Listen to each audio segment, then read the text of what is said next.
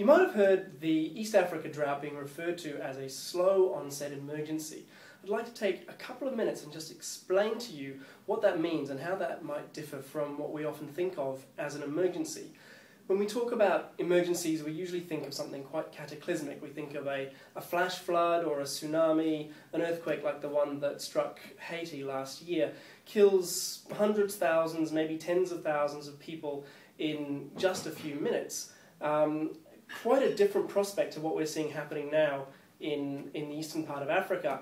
We're seeing as many as 10 million people affected right now, but in a very slow, steady, almost chronic fashion that makes some real challenges for aid agencies like World Vision to respond to. One of the biggest challenges that we face around a slow onset emergency is that the media profile is very different. When we get something like a catastrophic earthquake or a tsunami, the pictures that show up on the news are very dramatic. They get people excited, they get people really engaged, they really trigger something in us, and people really want to give.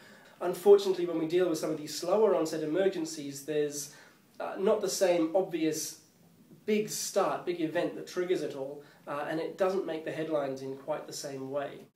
The fact is, though, an emergency like we're seeing in the Horn of Africa right now is every bit as severe as some of the big disasters that we see on the news. We've got as many as 10 million people and more affected at the moment, many of these at risk of extreme food shortages.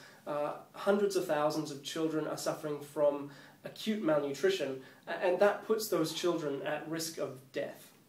Perhaps the most significant difference, though, between a slow onset emergency and a rapid onset emergency is that in a slow onset emergency, we as aid agencies actually have the opportunity to save people's lives.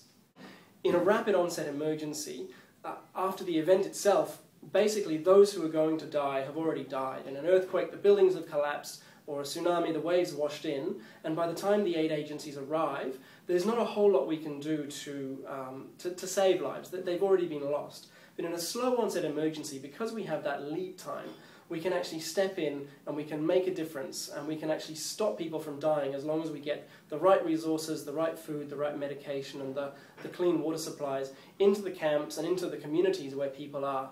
If we can do this, then we can really make a huge difference. We can actually save thousands, tens of thousands of lives, people who would otherwise die without our assistance.